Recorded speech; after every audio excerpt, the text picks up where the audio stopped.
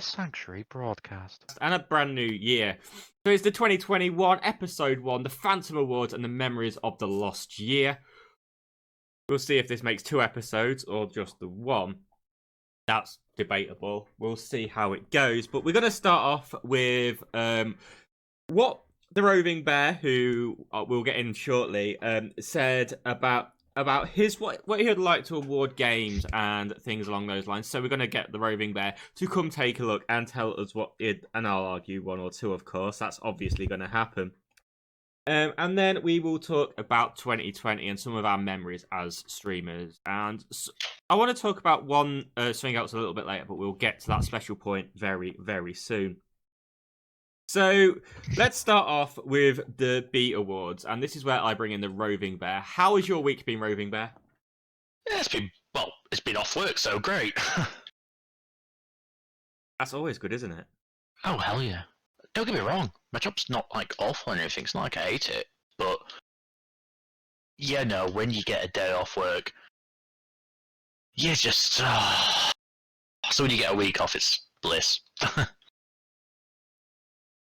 But yeah, no, the Bear... Do you mean the Bear Awards, as I tried to combine two words into one again? Yeah, I wondered where you was going with that. It was definitely an intriguing one to try and figure out where you was going with that one. Now, so the Beer Awards, however we're going to say it, you have... Awards. You have... Awards. Beer Awards would imply that we were going to be talking about beer. Carlin. Oh. But if Carling did video games, it wouldn't be. We'll get there later. The Burn Bright Award. Now, I want to know, because I read this one, and I was there going, I don't get it. Okay, so for me, when I call it the Burn Bright Awards, what I mean by that is, it's better to burn bright than fade away. I.e., it's a split-second wow, and then, rather than a gradual, slow demise. Now, demise is the wrong phrase because it's still going, but the thing is, if we look at the numbers of people who are on it and using the service and the game, for me, the game that had the biggest shine and the quickest fall away in this year was Fall Guys. Excuse the pun. Yeah, I can completely agree with that. I'm trying to think of any other game that I can think of that's had that. I mean, like, when I go back and think of games that's had that kind of thing, you think about games like Apex that did it as well, which was the thing that was going to challenge Fortnite, if I remember rightly. Yeah, well, the good news is it didn't have to because Fortnite's killed itself, but you know. And then we can go on to your next award as well. But that's the kind of. So, do you agree with that award? Yeah, I completely agree. I can't think of many other games this year that's actually had that kind of thing where they've gone from big to not really. I mean, I know that the developers challenge people when they call it a dead game, and to be fair, they've been humorous about that. It's not a dead game. It still has its core fan base. It is like a tenth of what it was. It's really shot down massively. And, you know, I think it will go up and down depending on how different seasons go, but I don't think it's going to hit its heights. I can completely agree with that. It's one of them games I don't think I'll ever pick up again. I might pick it up again, but I wouldn't pick it up again unless somebody else was vouching for it, and, for example, I was able to convince yourself and a couple of us to play at the same time. Yeah. But anyway, I digress. Maybe if it was a drinking game. I mean, we'll move on from that because We'll Meet Again award. So what that was kind of entailing was more of a... This year has been unlike any other year, as you know, and as everyone else knows at home, because we've been locked down, we've been split from each other, we've been unable to kind of meet. And it's in that kind of atmosphere, a very unique atmosphere, that one game kind of emerged in a very different light and sort of met the challenges head on, if you like. Yeah. And for me, that game was Animal Crossing New Horizons, where, you know, the people who have been playing that game aren't your typical gamer crowd. You've had gamers in there, but the majority of the players, you'd also argue, have been like grandparents, actual parents. Like my own mum is addicted to it. I created a monster with that one, and like my younger brothers played it, my older brothers played it, and people meet up on there for like social events and things because they can't do it in real life because of what's going on. And for me, that's just incredible, One of the things I'd say against that is that does it actually have a voice, a way that you can talk to people via the voice on the Nintendo Switch? Yes. It does actually have it. This is going to sound ridiculous when I say it. It does, but it's via an app on a mobile phone, which already has the capacity to communicate.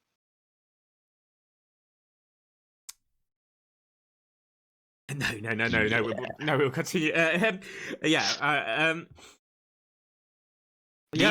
Nintendo, by all means, if I could add another award very slightly in here. One of the kind of big disappointments of this year has to be Nintendo not really taking that forward. Their kind of console, their medium very far forward. I mean,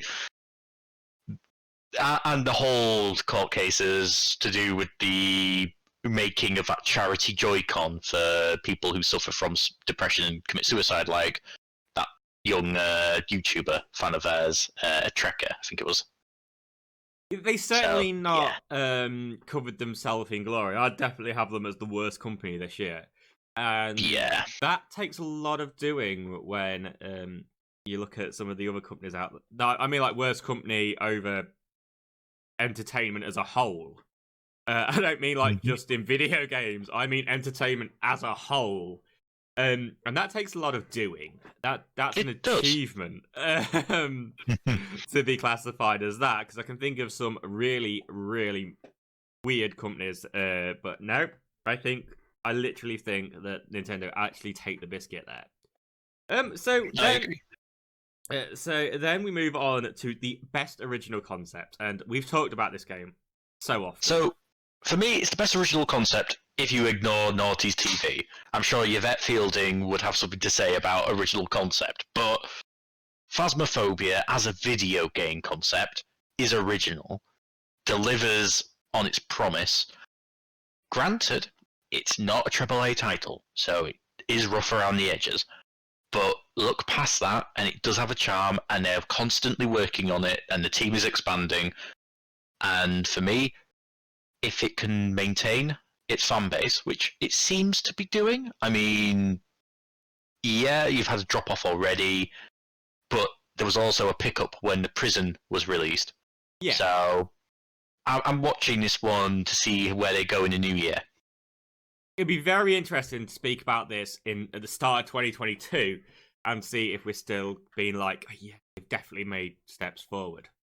Because definitely something. I agree. I'd be surprised if at the beginning of 2022 we were talking about Phasmophobia in quite the same terms, because the nature of the video games industry is such that it's forever moving and changing and evolving, and some AAA title will have seen Phasmophobia, looked at its kind of key to success, and tried to replicate that in different ways. Yeah, so we might be talking about a bigger game coming out in the future, which will be absolutely amazing. And I honestly think that'd be... I know it's nice to have it not be a AAA title, but if somebody could go in and make it even bigger and better and have it so it's a little glitchy, I'll give it that. The in-game audio still needs working on and things. So there is definitely space for improvement, but I do honestly think that there is definitely something that I will be writing down in the diary to talk about at the end of this year. And when we go back to review video games, and that'll be like our December podcasts. It's like reviewing some of the questions that we've asked during the year and going back to them and asking them again, seeing how we think about them. So then you go, this belongs in an art gallery. It's got that much style. There were a handful of games this year where I looked at them and went, they've got a style.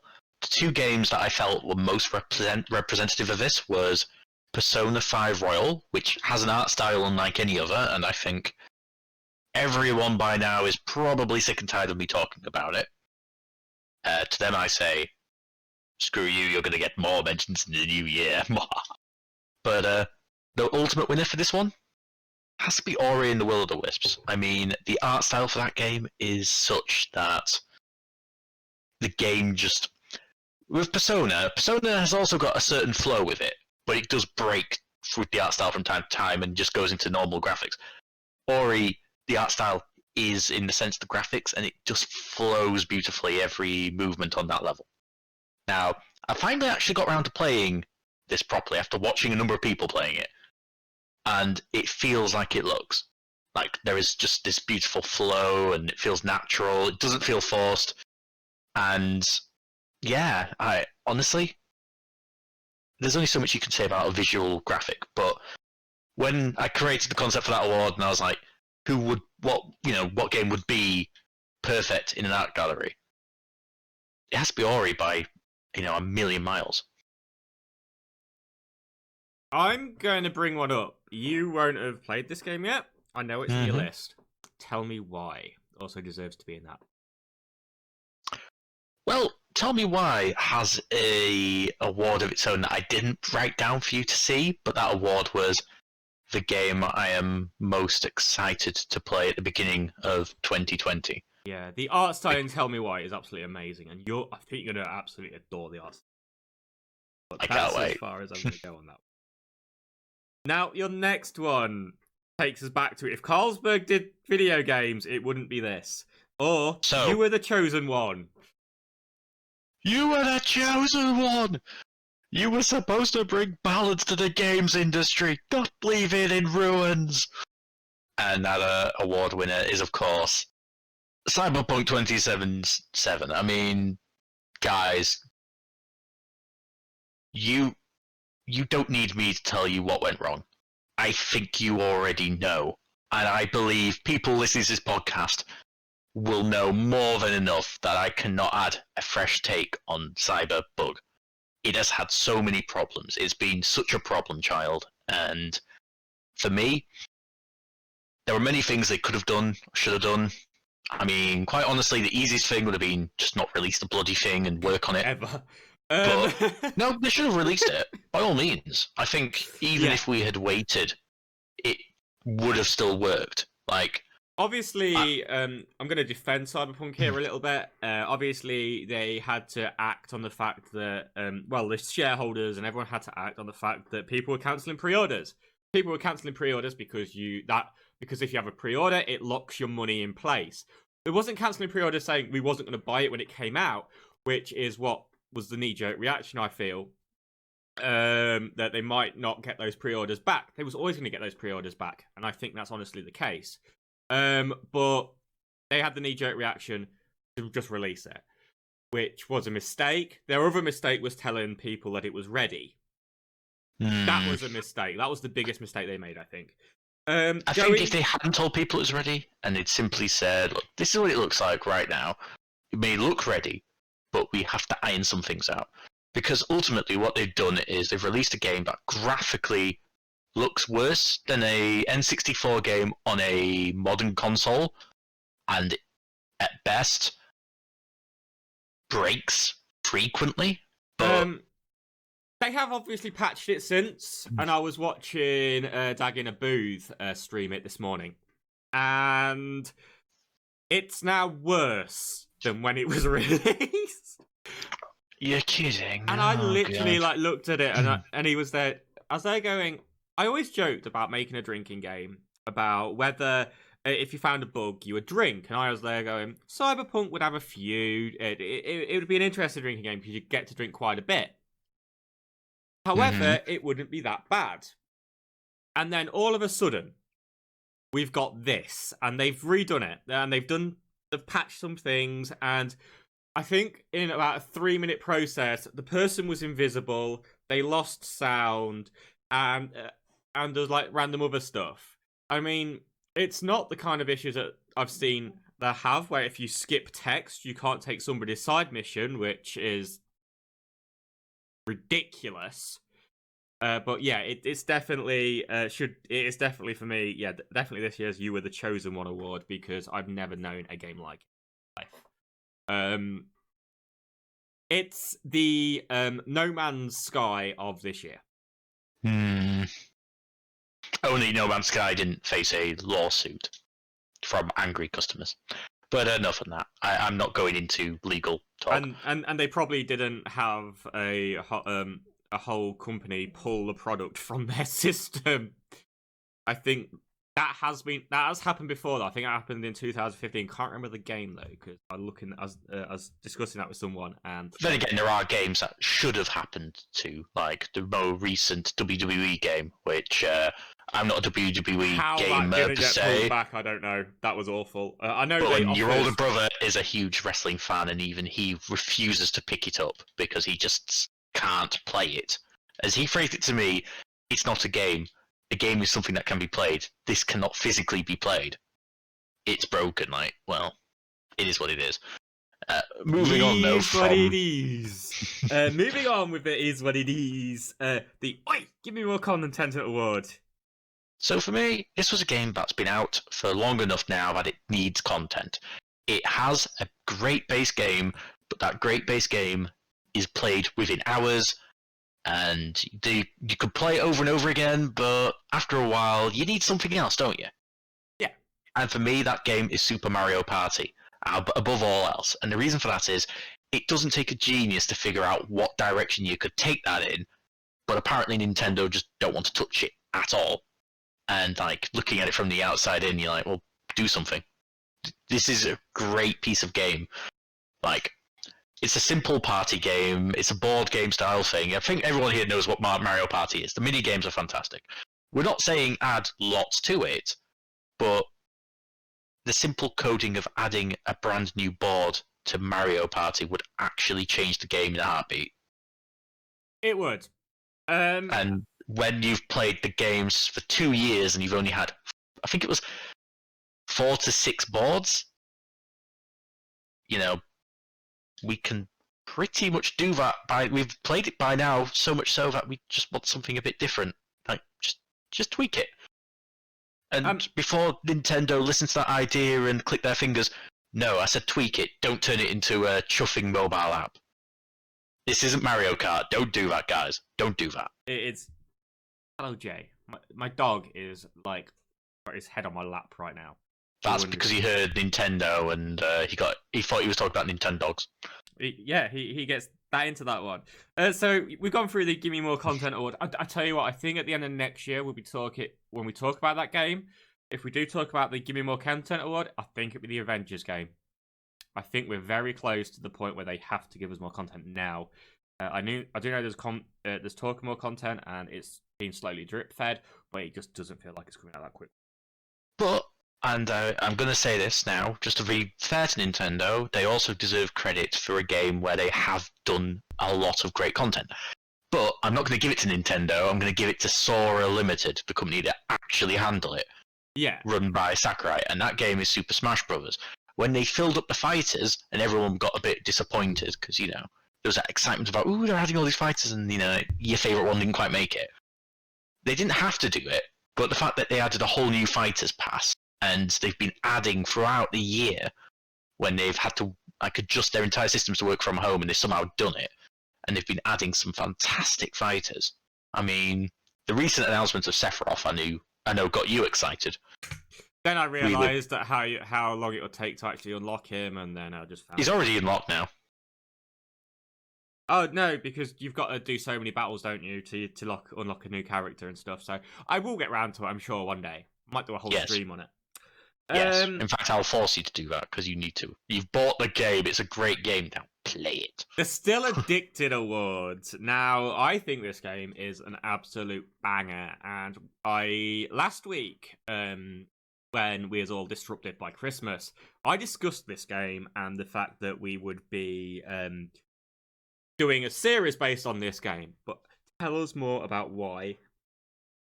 Okay, let me summarize this perfectly for you right now. This is my summary for you. I'm playing it right now, whilst we're doing this podcast. Right now I am playing Stardew Valley in the background. It's a brilliant little game where you don't need to think particularly hard. Like, I wouldn't call it like trash TV, because that insults it. There is so much that happens under the surface. You can scratch as much as you want, and there is so much lore that you can enjoy. But if you don't do that, you still have a great base game of farming, of fishing, of foraging, of adventuring. There's a lot to do, and it doesn't get old. Certainly not for me, anyway. And yeah, sometimes you take a break from it because a new game has come out, but in the last 3 or 4 years, it's the game that I find myself repeatedly coming back to and finding something new that I hadn't realised before. And with the new update, they've added a whole new level, which I'm looking forward to really getting my hands on. And obviously made by just one designer. Indeed, Concerned Ape is... I will say, it always astounds me how many big software studios there are that spend millions creating what they think is the next big game, and then you see Undertale, Stardew Valley, Phasmophobia made by one bloke in a shed. It's fantastic. Exactly. Only in the video games industry.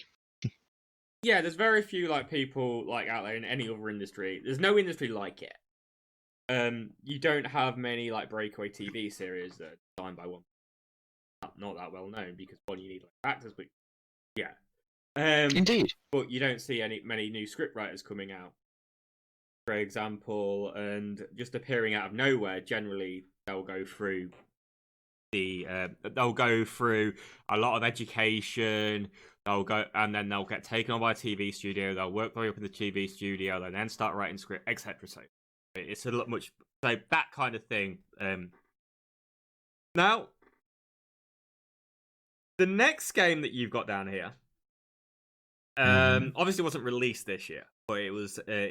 You did it very recently, and it kind of fills in with what we're going to be talking about in the future as well, because we're going to be doing another stream, another a series, which again mentioned last week, and it includes Life is Strange. Now, tell us why you gave it this award and what the award is. Okay, so for anyone who doesn't know, Life is Strange is a game that was released years ago. So long ago that people didn't think anyone was going to be playing it, and anyone who did find somebody playing it seemed to find some weird, perverse joy in trying to spoil it for people. Not that I'm still bitter. Wow, I am. But I played it on stream for the first time, the prequel, and then the new game. And then the first game. And honestly, knowing nothing about what was going to happen, and hashtag I called it. I'm going to make sure people know that, because I definitely knew. I don't know whether I should bleep that out in the podcast, you know? Sorry, spoilers. It was just a brilliant experience. And honestly, if you've not played it yet, try it. Just try it. I tried to get my younger brother to play it. He's in high school right now. And for me, I think this game speaks to him more than me, but it speaks to all of us. There are a lot of things it tackles issue-wise that I think are incredible. There are a lot of issues that could be seen as virtue signaling, but to be fair to them, I think they don't do it like that. I think they give you a narrative that fits it perfectly without being too pretentious, that by the end of it leaves you thinking about things in a different way. Yeah. And yeah, playing this on stream, I had a slight comfort blanket in the sense that I had people telling me what they wanted to see, but when my partner Sophie Bubbles decided, oh no, for the big choices you're making those ones, you don't get the joy of that comfort kind of I think blanket. that's the best way to do it if you went the first time you play through it, most definitely. It absolutely tore me the choice at the beginning of one of the chapters. Yeah. I mean, at this point, I've already spoiled something. Do I spoil something else? No, no, because I'll bleep that bit out, and then we can talk about this in the future on a spoiler episode. Yeah, we can go back and bleep that out slightly. All you're gonna hear is like dogs barking or something. Just show us Jay. That'll do the job. He's such a loud dog, isn't he? Yes. I've not played this next one, but I've heard very good positive things about it, and I know a lot of people who's played it. As you may be able to guess, this episode runs and runs and runs. So what we're going to do is we're going to take a break there, so you can get yourself a tea, cup of coffee, and then what we're going to be doing is we're going to be uploading a second podcast to be out this week. Hey, I'm the Roving Bear. Come and check out my content over on Twitch. www.twitch.tv/therovingbear. I'm Barrett87, it's www.twitch.tv/Barrett87, and all my other links are found on there too. That is www.twitch.tv/Barrett87, BARECH87. Beep, beep. You've been listening to a Sanctuary broadcast. We will now resume regular programming.